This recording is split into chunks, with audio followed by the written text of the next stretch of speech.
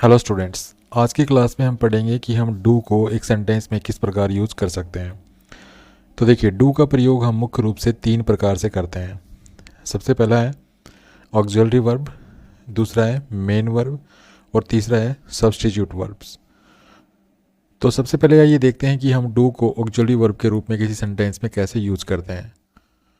तो देखिए, जब हम डू का प्रयोग किसी सेंटेंस में ऑक्सिलरी वर्ब के रूप में करते हैं तो इसकी 3 फॉर्म्स होती हैं। मतलब जब भी आप डू को एक सहायक क्रिया के रूप में यूज़ करेंगे, एक हेल्पिंग वर्ब के रूप में यूज़ करेंगे या कह लीजिए ऑक्सिलरी वर्ब के रूप में यूज़ करेंगे तो इसकी 3 फॉर्म्स होंगी। सबसे पहला डू, दूसरा डज और तीसरा डिड। ठीक है, तो ऑक्सिलरी वर्ब के रूप में डू की ये 3 फॉर्म्स होती हैं। अब इनका प्रयोग कैसे किया जाता है? तो इनमें से जो डू या डज है, ठीक है, डू और डज, इनका प्रयोग हम करते हैं प्रेजेंट इंडेफिनिट टेंस में।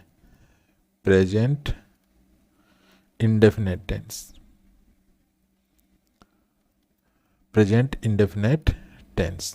ठीक है, और ये जो डिड है इसका प्रयोग हम करते हैं पास्ट इंडेफिनिट टेंस।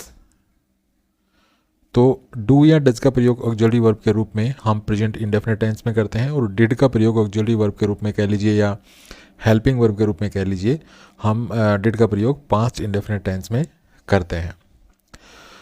दूसरा, आपको ये भी ध्यान रखना है कि डू, डज या डिड, इनका जब भी हम प्रयोग ऑक्सिलरी वर्ब के रूप में या हेल्पिंग वर्ब के रूप में करेंगे प्रेजेंट इंडेफिनिट टेंस या पास्ट इंडेफिनिट टेंसेस में, तो इनका प्रयोग हमेशा नेगेटिव या इंटरोगेटिव, ठीक है, नेगेटिव सेंटेंस होना चाहिए वो या इंटरोगेटिव होना चाहिए, इंटरोगेटिव। तो ये 2 टाइप के सेंटेंसेस में हम इनका प्रयोग ऑक्सिलरी वर्ब के रूप में करते हैं। हालांकि अपनी बात को एम्फेसाइज करने के लिए अफर्मेटिव सेंटेंसेस में भी हम इनका यूज़ करते हैं, ठीक है, लेकिन वो हम आगे देखेंगे। लेकिन फिलहाल आप इतना याद रखिए कि डू, डज और डिड, इन शब्दों का प्रयोग हम हेल्पिंग वर्ब के रूप में करते हैं, ऑक्सिलरी वर्ब के रूप में करते हैं। और ये डू के ये 3 फॉर्म्स होती हैं डू की।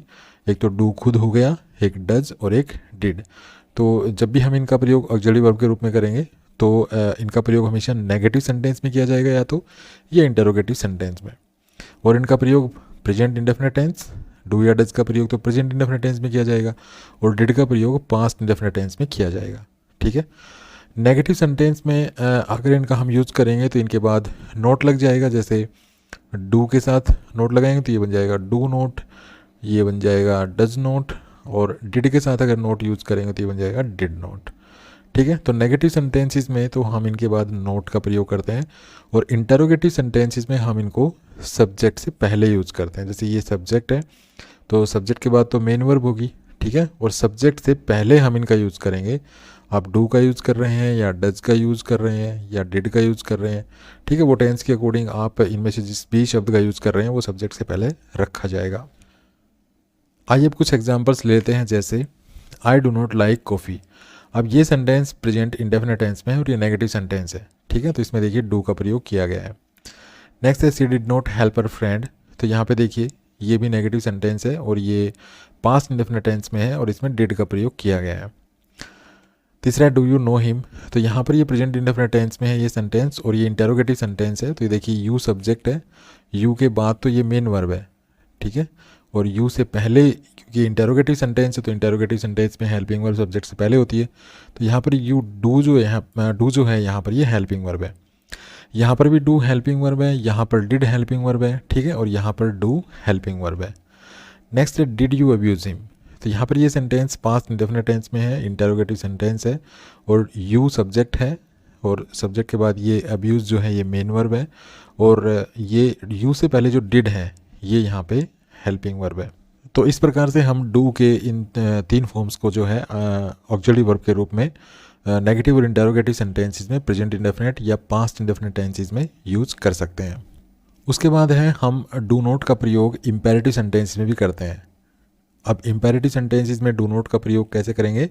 तो इम्पेरेटिव सेंटेंसेस को अगर आप नेगेटिव बनाना चाहते हैं तो हम डू नॉट का प्रयोग करते हैं। डू नॉट या इसको कॉन्ट्रैक्टेड फॉर्म में लिखते हैं डोंट। तो ये ध्यान रखना है कि इम्पेरेटिव सेंटेंस को नेगेटिव बनाने के लिए केवल डू नॉट का ही प्रयोग किया जाता है। ठीक है। डिड नोट का प्रयोग नहीं किया जाता है और डज नोट का प्रयोग भी नहीं किया जाता है। जैसे डोंट मेक ए नॉइस, तो यहाँ पर ये इम्पेरेटिव सेंटेंस है और नेगेटिव बनाने के लिए देखिए डोंट का यूज़ किया गया है। नेक्स्ट देखिए डोंट गो देयर। अब यहाँ पर देखिए डोंट लिखा गया है और ये भी इम्पेरेटिव सेंटेंस है और इम्पेरेटिव सेंटेंस को नेगेटिव यहाँ पे बना के लिखा गया है।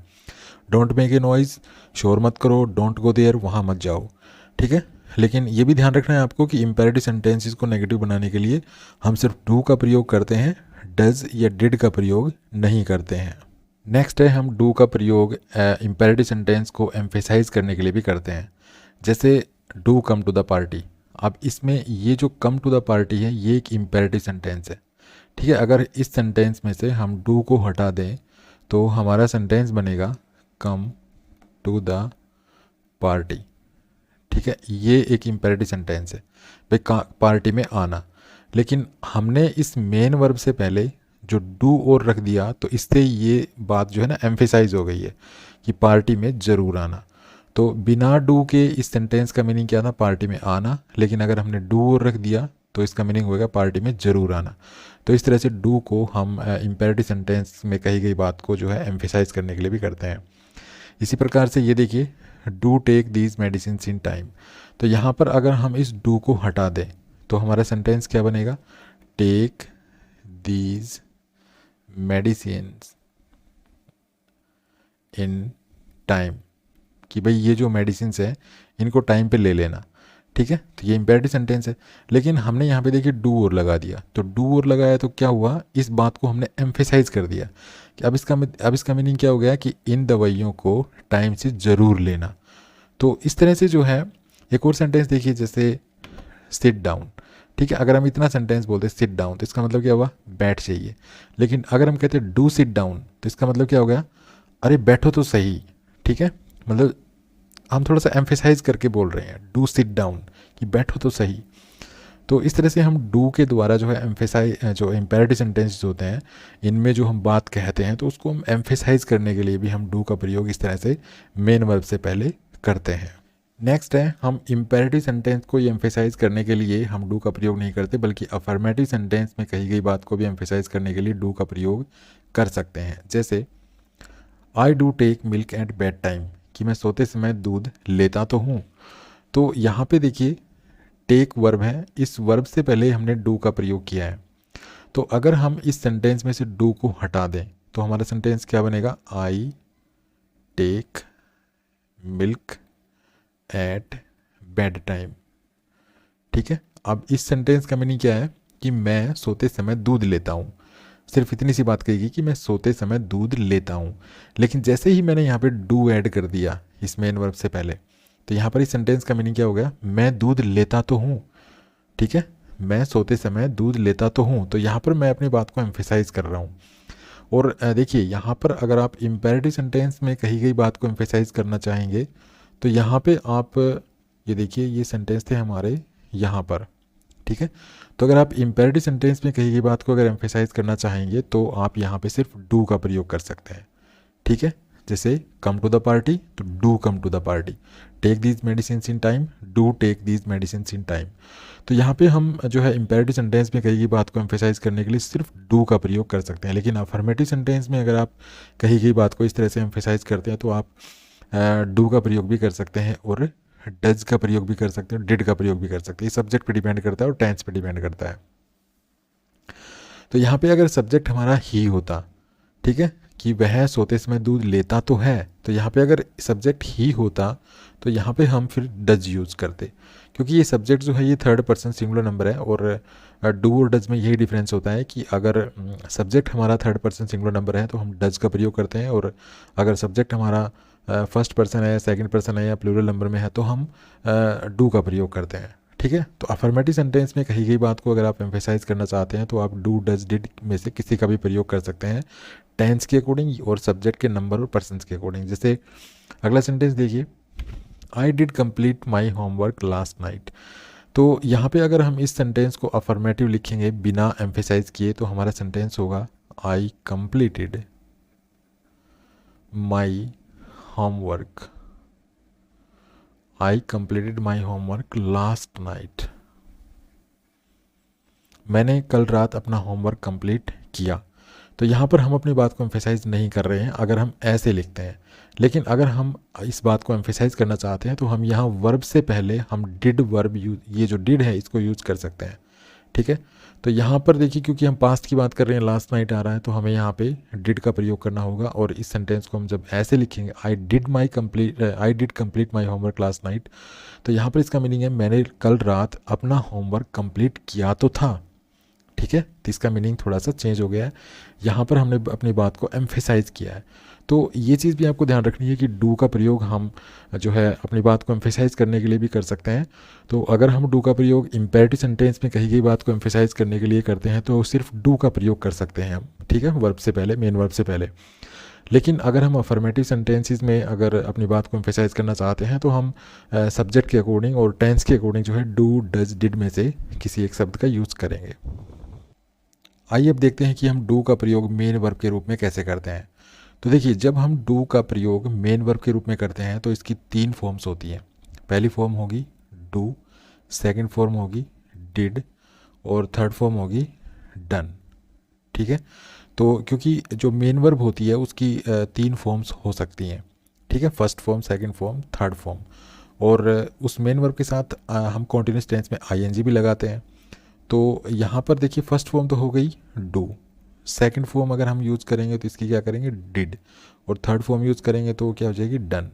और अगर हम इसको प्रेजेंट इंडेफिनिट टेंस में ले जाएंगे क्योंकि जो मेन वर्ब्स होती हैं तो उनके साथ हम जो है एस या ई एस भी लगाते हैं, तो इसकी ये फॉर्म होगी डज।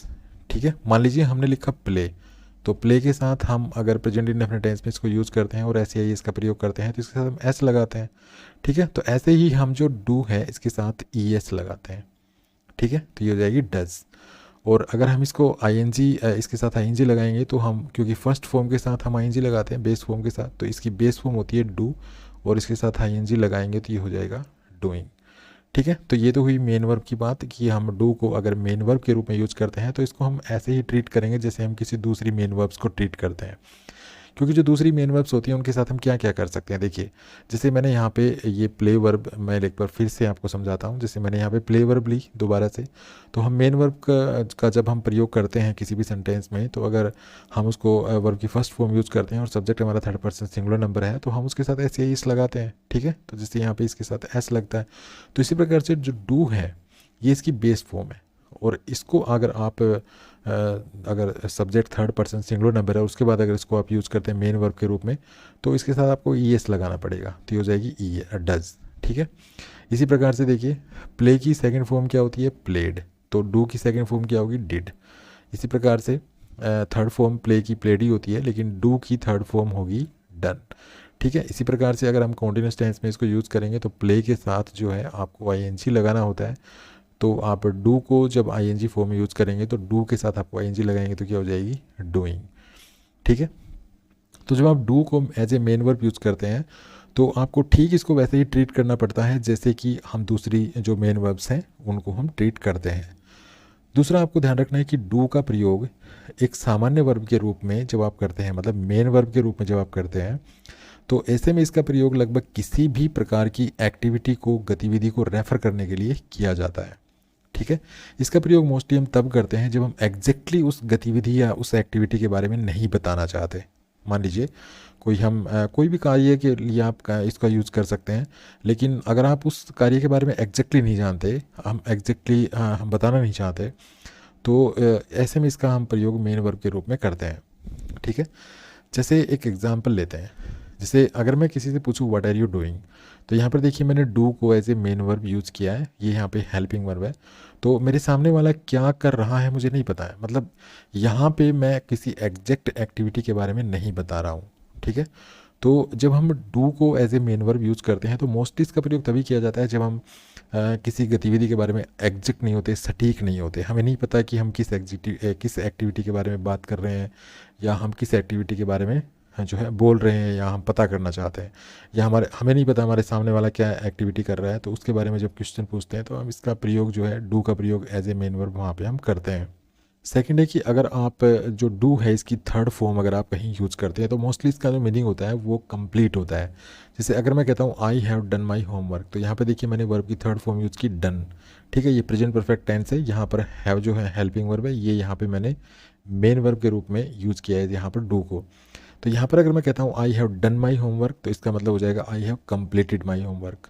तो जब भी हम डू की थर्ड फॉर्म हम यूज़ करते हैं तो वहाँ पर मोस्टली जो मीनिंग होता है वो कंप्लीट होता है। तो I have done my homework, it means I have completed my homework. तो इस तरह से हम डू का प्रयोग किसी इनडेफिनेट एक्टिविटी के बारे में बताने के लिए करते हैं। ठीक है, जब हम किसी ऐसी एक्टिविटी के बारे में बताते हैं जो इनडेफिनेट होती है, जो निश्चित नहीं होती है, ठीक है, एग्जैक्ट नहीं होती है कि हम किस एक्टिविटी की बात करें, तो हम वहाँ पे जो है डू को एज ए मेन वर्ब वहाँ पे हम यूज़ करते हैं। अर्थात जब हम ठीक से ये नहीं बता रहे होते कि हम किस एक्टिविटी की बात कर रहे हों, तो ऐसे में वो एक्टिविटी इंडेफिनेट एक्टिविटी कहलाती है और उसके लिए हम जो है डू को as a main verb use करते हैं। जब हम डू का प्रयोग इस तरह से इंडेफिनेट एक्टिविटी के लिए करते हैं तो इसका प्रयोग हम थिंग के साथ करते हैं। ठीक है, थिंग के साथ करते हैं और समथिंग के साथ करते हैं और नथिंग के साथ करते हैं और उसके बाद है एनीथिंग के साथ करते हैं और व्हाट के साथ करते हैं। ठीक है, तो जब हम किसी ऐसी एक्टिविटी के लिए इसका प्रयोग करें जो इनडेफिनेट हो, ठीक है, जो एग्जैक्ट ना हो, तो हम जो है डू का प्रयोग इन शब्दों के साथ अक्सर हम करते हैं। तो कुछ एग्जांपल लेते हैं, जैसे then he did a very strange thing. ठीक है, तो यहाँ पे देखिए ये डिड है, मेन वर्ब है, सेकंड फॉर्म है और उसके बाद देखिए यहाँ पे थिंग के साथ इसका यूज़ किया गया है। नेक्स्ट देखिए डू समथिंग। तो जैसे यहाँ पे हमें किसी एग्जैक्ट एक्टिविटी के बारे में नहीं पता चल रहा, यहाँ पर जो एक्टिविटी है वो इनडेफिनेट है। ठीक है, जैसे अगर हम कहते हैं then he did a very strange thing, फिर उसने एक अजीब सा काम किया, तो हमें नहीं पता क्या काम किया। तो यहाँ पे देखिए इस तरह से डू का प्रयोग हम थिंग के साथ कर रहे हैं। यहाँ पे देखिए अगर हम कहते हैं डू समथिंग, भाई कुछ किया करो, तो क्या किया करो हमें तो नहीं पता, एग्जैक्ट एक्टिविटी के बारे में यहाँ पे नहीं पता चल रहा। ठीक है, यहाँ पर जो एक्टिविटी है वो इंडेफिनेट है, तो यहाँ पे देखिए डू का प्रयोग समथिंग के साथ हुआ है। नेक्स्ट देखिए he is not doing anything, तो यहाँ पर देखिए डू का प्रयोग मेन वर्ब के रूप में हुआ है, यहाँ पर ये हेल्पिंग वर्ब है, तो यहाँ पर इसके साथ देखिए एनीथिंग लिखा हुआ है, मतलब he is not doing anything, वह कुछ भी नहीं कर रहा। तो यहाँ पर भी हमें एक्टिविटी क्या है हमें नहीं पता चल रहा। तो इस तरह से जब हम इंडेफिनेट एक्टिविटी के बारे में बताते हैं तो हम डू को एज ए मेन वर्ब वहाँ पे हम यूज़ करते हैं। यहाँ पर मैं आपको एक इम्पोर्टेंट पॉइंट यहाँ पे बताना चाहूँगा कि देखिए मेन वर्ब का यूज़ हम सेंटेंस में जो है फाइनाइट वर्ब के रूप में भी करते हैं। ठीक है, फाइनाइट वर्ब जो फाइनाइट वर्ब होती है वो भी मेन वर्ब ही होती है। ठीक है, वो भी एक ऑर्डिनरी वर्ब होती है और एक होती है नॉन फाइनाइट वर्ब। तो नॉन फाइनाइट वर्ब जो होती है वो भी जो है ऑर्डिनरी वर्ब ही होती है। ठीक है, एक सामान्य क्रिया होती है, वो भी एक कॉमन वर्ब होती है। तो इस तरह से हम डू को किसी सेंटेंस में फाइनाइट वर्ब के रूप में भी यूज़ कर सकते हैं, नॉन फाइनाइट वर्ब के रूप में भी यूज़ कर सकते हैं। ठीक है, क्योंकि फाइनाइट वर्ब जो होती है वो भी एक जो है ऑर्डिनरी वर्ब ही होती है। तो जब हम वर्क या जॉब के बारे में बात करते हैं, ठीक है, वर्क के बारे में और जॉब के बारे में, तो हम जो डू है इसको हम एज ए मेन वर्ब मतलब एज ए फाइनाइट वर्ब भी यूज़ कर सकते हैं। देखिए फाइनाइट और नॉन फाइनाइट दोनों मेन वर्ब होती है, इस तरह का जो है ना ये चीज़ आपको अच्छी तरह से आ जानी चाहिए। तो फाइनाइट वर्ब और नॉन फाइनाइट वर्ब, ठीक है, ये दोनों जो है ये मेन वर्ब को ही हम जो फाइनाइट वर्ब और नॉन फाइनाइट वर्ब के रूप में यूज़ करते हैं। जैसे मैं एक एग्जांपल लिखता हूँ आपके लिए और यहाँ से हमें अच्छी तरह से समझ में आ जाएगा। जैसे मैंने लिखा I swam in the river और एक सेंटेंस मैंने लिखा दूसरा I went to the river to swim. तो यहाँ पर देखिए ये जो स्विम है, यहाँ पर ये जो स्विम है ये यहाँ पे इसकी सेकंड फॉर्म है स्विम की, तो ये यहाँ पे फाइनाइट वर्ब है। ठीक है, और ये यहाँ पे जो टू के बाद स्विम लिखा हुआ है ये यहाँ पे नॉन फाइनाइट वर्ब है, तो ये ऑर्डिनरी वर्ब ही। ठीक है तो वर्ब यहाँ पे ये स्विम। तो यही बात मैं समझाना चाहता हूँ कि जो डू है ये सेंटेंस में जब एज ए मेन वर्ब हम इसको यूज़ करते हैं, एज एन ऑर्डिनरी वर्ब इसको यूज़ करते हैं, तो फाइनाइट वर्ब भी हो सकती है, नॉन फाइनाइट वर्ब भी हो सकती है। ठीक है, तो जब हम वर्क या जॉब की बात करते हैं तो हम डू को इस तरह यूज़ करते हैं। किसी सेंटेंस में ये फाइनाइट वर्ब के रूप में यूज़ हो सकती है, किसी में नॉन फाइनाइट वर्ब के रूप में यूज़ हो सकती है। जैसे I have no work to do, तो यहाँ पे देखिए टू के बाद डू आया है, तो यहाँ पर ये नॉन फाइनाइट वर्ब है ये ऑर्डिनरी वर्ब, हेल्पिंग वर्ब नहीं है। यहाँ पर देखिए it is time to do the accounts, तो यहाँ पे देखिए टू के बाद डू आया है, तो यहाँ पर ये नॉन फाइनाइट वर्ब है ऑर्डिनरी वर्ब। नेक्स्ट देखिए I did the shopping and came back, तो यहाँ पे देखिए डिड, यहाँ पर ये as a finite verb use हो रही है, ठीक है, ये ऑर्डिनरी वर्ब भी है यहाँ पर भी। नेक्स्ट देखिए I like to do this job, तो यहाँ पर देखिए टू के बाद डू का प्रयोग हुआ है, यहाँ पर ये नॉन फाइनाइट वर्ब की तरह यूज़ की गई है। नेक्स्ट देखिए have you done your homework, तो यहाँ पर देखिए as a main verb use इसको एज ए मेन वर्ब इसको हमने यूज़ किया है, ठीक है। तो यहाँ पर ये सेंटेंस तो हम पहले भी देख चुके हैं, have you done your homework, इसका मतलब have you completed your homework. Next I did the ironing first, तो यहाँ पे देखिए डिड यहाँ पर एज ए फाइनाइट वर्ब की तरह यूज़ हुआ है। तो इन सभी सेंटेंसेस में हम जो है वर्क या जॉब की बात कर रहे हैं, और इन सभी सेंटेंसेस में जो है डू को किसी में फाइनाइट वर्ब की तरह यूज़ किया गया, किसी में जो है नॉन फाइनाइट वर्ब की तरह यूज़ किया गया। तो जब भी आप वर्क या जॉब की बात करें तो जो डू होता है, ये जो वर्ब होती है ये एक ऑर्डिनरी वर्ब की तरह हम यूज़ करते हैं, और किसी सेंटेंस में फाइनाइट वर्ब भी हो सकती है, किसी में नॉन फाइनाइट वर्ब के रूप में भी इसको हम यूज़ कर सकते हैं। चलिए आगे बढ़ते हैं। तो नेक्स्ट हमारा इंपॉर्टेंट पॉइंट है कि कई बार क्या होता है कि हम जो डू वर्ब है, ठीक है, जो डू वर्ब है इसके बाद हम कोई दूसरी ऑर्डिनरी वर्ब और उसकी फर्स्ट फॉर्म के साथ आईएनजी का यूज़ करते हैं, ठीक है, डू का प्रयोग करते हैं, और डू के बाद क्या होता है कोई दूसरी ऑर्डिनरी वर्ब होती है, उसकी फर्स्ट फॉर्म के साथ आईएनजी लगी होती है। तो पहली बात तो हमें समझना है कि हम ऐसा करते कब है। तो इस स्ट्रक्चर का प्रयोग हम किसी ऐसी एक्टिविटी के बारे में बताने के लिए करते हैं जिसमें समय लगता है या जो रिपीट होती रहती है, या वो एक्टिविटी किसी जॉब या हॉबी का नाम होता है, मतलब वो कोई जॉब होती है या वो किसी की हॉबी होती है। तो यहाँ पर हम इस स्ट्रक्चर का प्रयोग कुछ ऐसे पर्पज़ के लिए करते हैं। तो दूसरी बात, ऐसे में जो ये वर्ब प्लस आईएनजी होती है, मतलब ये जो और दूसरी जो वर्ब लगाते हैं हम डू के बाद और इसके साथ जो आईएनजी लगी होती है, इससे पहले हम कोई डिटरमिनर भी यूज़ करते हैं, डिटरमिनर। तो यहाँ पर हम डिटरमिनर भी यूज़ करते हैं। तो यहाँ पर मैंने आपके लिए क्या बताया यहाँ पर इनके बारे में कि हम डू का प्रयोग करेंगे और डू के बाद कोई दूसरी ऑर्डिनरी वर्ब होगी, ठीक है, कोई भी हो सकती है, जैसे टीचिंग हो सकती है, और उसके बाद स्विमिंग हो सकती है, ठीक है, उसके बाद शॉपिंग हो सकती है, कोई भी दूसरी वर्ब हो सकती है, और लेकिन उसके साथ आईएनजी लगा होगा। तो डू के बाद हम ऐसे किसी दूसरी ऑर्डिनरी वर्ब के बाद आईएनजी लगाकर जब यूज़ करते हैं, तो ये हम कुछ ऐसी एक्टिविटी के बारे में बताने के लिए करते हैं जिस एक्टिविटी के होने में समय लगता है, ठीक है, या जो रिपीट होती रहती है, या वो किसी की जॉब होती है या वो किसी की हॉबी होती है, ठीक है। और ऐसे में ये जो वर्ब प्लस आईएनजी होती है, तो इससे पहले हम यहाँ पे डिटरमिनर का भी यूज़ करते हैं, ठीक है। जैसे एग्जाम्पल देते हैं, जैसे एग्जाम्पल है when we went on a picnic we did a lot of swimming. तो जब हम पिकनिक पे गए तो हमने बहुत ज़्यादा स्विमिंग की, ठीक है। तो यहाँ पर हम जानते हैं कि स्विमिंग जो है ये एक हॉबी हो सकती है। जब हम पिकनिक पे गए तो हमने जो काफ़ी स्विमिंग की, तो स्विमिंग हमारी हॉबी हो सकती है, मतलब ये जो वी है इनकी हॉबी हो सकती है, ठीक है। तो पहली बात तो ये है कि ये एक हॉबी हो सकती है, ठीक है। दूसरा, हम स्विम करते हैं तो ये रिपीट होती है, जैसे हम स्विम करेंगे तो ये एक्शन जो है रिपीट होगा। दूसरा, ये जो स्विम करेंगे अगर हम, तो इसमें टाइम भी लगेगा, ठीक है। तो मैंने यही बातें आपको बताई थी कि यहाँ पर देखिए डिड की सेकंड फॉर्म यूज़ की हमने, डिड यहाँ पर एक ऑर्डिनरी वर्ब है, और इसके बाद हमने दूसरी ऑर्डिनरी वर्ब यूज़ की और इसके साथ हमने आईएनजी लगाया, क्योंकि ये जो स्विमिंग है ये किससे बना है, ये स्विम जो वर्ब है इसके साथ आईएनजी लगाने से बना है स्विमिंग, ठीक है। तो डिड ऑर्डिनरी वर्ब है, यहाँ पे हेल्पिंग वर्ब नहीं है, और इसके बाद हमने एक दूसरी जो है एक दूसरी ऑर्डिनरी वर्ब ली और उसके साथ हमने आईएनजी लगाया, ठीक है। तो ऐसा हम कब करते हैं, सेम यही स्ट्रक्चर मैंने यहाँ पे आपके सामने, देखिए ये यहाँ पे मैंने यही चीज़ बताई थी आपके सामने यहाँ पे। तो यहाँ पे मैंने आपके लिए 3 चीज़ें बताई थी कि हम कब यूज़ करते हैं, जब ऐसा हम उस एक्टिविटी के बारे में बताने के लिए करते हैं जिसमें समय लगता है। तो यहाँ पे स्विम करेंगे तो समय लगेगा। दूसरा, मैंने बताया था कि ये हम जब ऐसा स्ट्रक्चर हम यूज़ करते हैं तो ये जो एक्टिविटी है, ये जो दूसरी जो ऑर्डिनरी वर्ब है ये रिपीट होती रहती है, तो जाहिर सी बात है हम स्विम करेंगे तो जो एक्शन रिपीट होगा। और तीसरा, ये कोई जॉब हो सकती है या कोई किसी की हॉबी हो सकती है, तो यहाँ पे जॉब तो नहीं है लेकिन हॉबी हो सकती है, ठीक है। और एक और इम्पोर्टेंट बात बताई थी मैंने कि ये जो वर्ब प्लस आईएनजी होगा, ये इससे पहले यहाँ पर देखिए डिटरमिनर भी होगा, तो यहाँ पर देखिए डिटरमिनर लगा हुआ है, ठीक है। तो सारी कंडीशन पूरी हो रही है।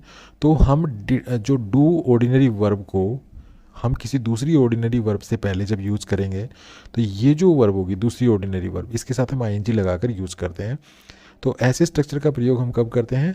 किसी ऐसी एक्टिविटी के बारे में बताने के लिए जो रिपीट होती रहती है, जिसमें होने में समय लगता है, या वो किसी की जो भी है वो भी होती है। एक और एग्जांपल लेते हैं, जैसे यहाँ पर देखिए, I always get up early in the morning and do some walking. तो यहाँ पे देखिए डू एक ऑर्डिनरी वर्ब है, और यहाँ पर ये देखिए हेल्पिंग वर्ब नहीं है, ये यहाँ पे ऑर्डिनरी वर्ब है।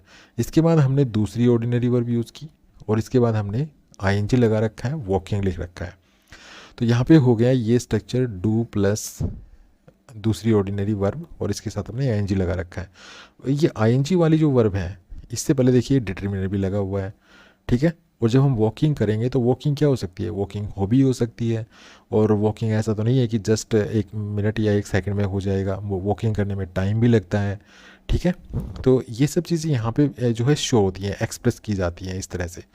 तो इस तरह से हम डू प्लस आईएनजी का प्रयोग किसी ऐसी एक्टिविटी के बारे में बताने के लिए करते हैं जिसमें समय लगता है, या वो किसी की जॉब हो सकती है, किसी की हॉबी हो सकती है, ठीक है। आई होप आप इस पॉइंट को समझ गए होंगे। ऐसे में हमें एक चीज़ और ध्यान रखनी चाहिए कि यहाँ पर जो हम डू के बाद आ रही जो आईएनजी फॉर्म होती है, इसके बाद हम किसी ऑब्जेक्ट का यूज़ नहीं करते हैं, ठीक है।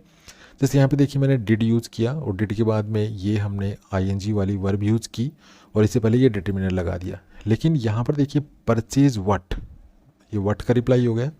तो व्हाट का रिप्लाई क्या होता है? वर्ब के बाद व्हाट का रिप्लाई ऑब्जेक्ट होता है। तो यहाँ पर हमने ये एक्स्ट्रा ऑब्जेक्ट लगा दिया, तो हम ऐसा नहीं कर सकते इस स्ट्रक्चर में, ठीक है। ये यहाँ पे गलत है। लेकिन एक काम आप यहाँ पे कर सकते हैं, वो काम क्या है कि आप यहाँ पे देखिए डिड यूज़ किया, डिड के बाद वर्ब प्लस आईएनजी यूज़ की, ठीक है। इससे पहले ये डिटरमिनर है, और इसके बाद आप ऑब्जेक्ट यूज़ नहीं कर सकते। लेकिन आप यहाँ पे एक काम कर सकते हैं कि यहाँ पे आप डिड यूज़ किया आपने, मतलब डू की, ये जो डू है ये ऑर्डिनरी वर्ब के रूप में आपने यहाँ पे यूज़ की। उसके बाद आपने एक डिटरमिनर यूज़ किया, ठीक है, डिटरमिनर यूज़ किया, और इसके बाद आप यहाँ पे एक कंपाउंड नाउन यूज़ कर सकते हैं। कंपाउंड नाउन, यहाँ पे आप कंपाउंड नाउन यूज़ कर सकते हैं, और ये कंपाउंड नाउन किससे बना होगा? ये एक वर्ब से बना होगा, वर्ब। और ये वर्ब कौन सी? ये जिसके साथ हमने आईएनजी लगाई है। और इस वर्ब से पहले एक और वर्ड लगा होगा जो इसका ऑब्जेक्ट होगा, इस वर्ब का ऑब्जेक्ट होगा, ठीक है। तो ये कैसे होता है देखिए, कुछ एग्जाम्पल के द्वारा सीखते हैं। जैसे ये सेंटेंस लिखा मैंने, it is time I did some letter writing. तो यहाँ पे देखिए ये डिड है, ऑर्डिनरी वर्ब है, ये डिटरमिनर हो गया, और यहाँ पे देखिए ये कंपाउंड नाउन है, ये कंपाउंड नाउन है। अब यहाँ पे देखिए ये वर्ब है राइट, अब राइट के साथ आईएनजी लगा हुआ है, तो ये यहाँ पे राइटिंग है। अब राइट का ऑब्जेक्ट है लेटर, तो राइट व्हाट? लेटर। तो यहाँ पे हमने इस राइट के बाद हमने लेटर नहीं लिखा, बल्कि लेटर को यहाँ इस वर्ब से पहले लिख के और हमने डैश लगा के इसी को कंपाउंड नाउन बना दिया। तो आप ऐसे यूज़ कर सकते हैं ऑब्जेक्ट को, ठीक है। आप डायरेक्ट सीधा ऑब्जेक्ट जो है आईएनजी के बाद यूज़ नहीं कर सकते। जैसे ये आईएनजी वाली वर्ब है, इसके बाद देखिए ये बुक्स लिखा हुआ है, तो आप यहाँ पे ऐसे यूज़ नहीं कर सकते ऑब्जेक्ट को।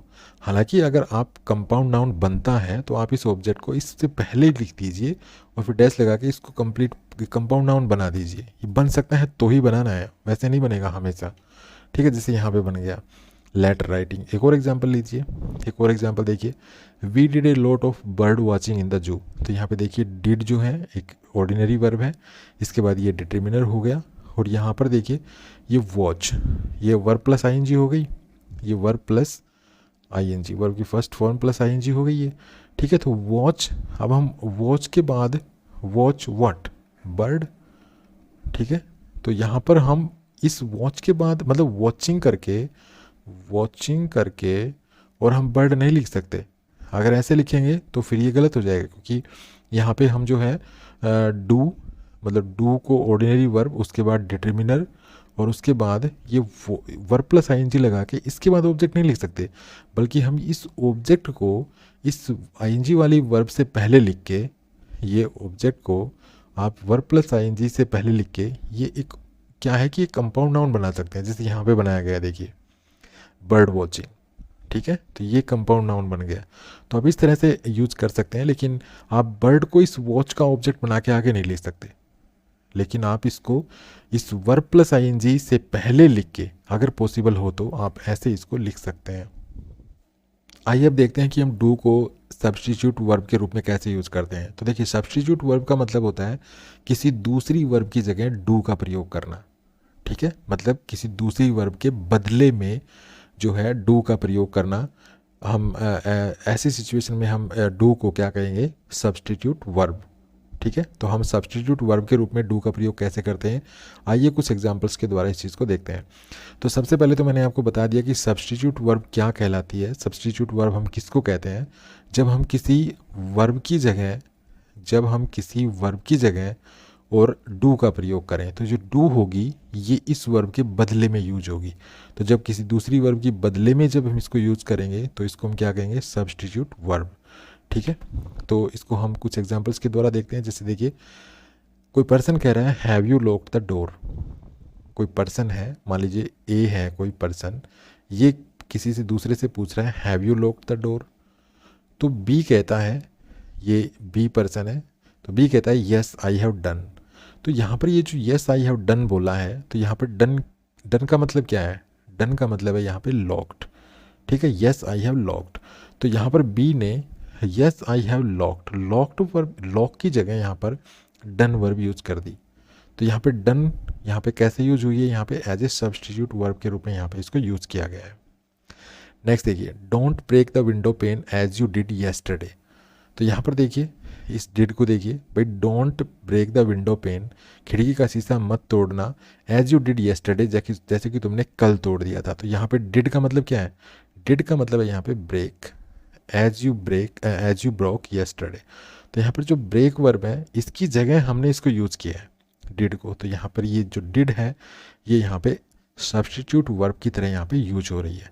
ठीक है, तो जब भी हम किसी दूसरी वर्ब की जगह हम डू को यूज़ करते हैं तो वहाँ पर do as a substitute verb use कही गई मानी जाती है। वहाँ पर हम ऐसा कहते हैं कि उसको वहाँ पे हमने सब्स्टिट्यूट वर्ब की तरह यूज़ किया है, अर्थात किसी दूसरी वर्ब की बदले में यूज़ किया है।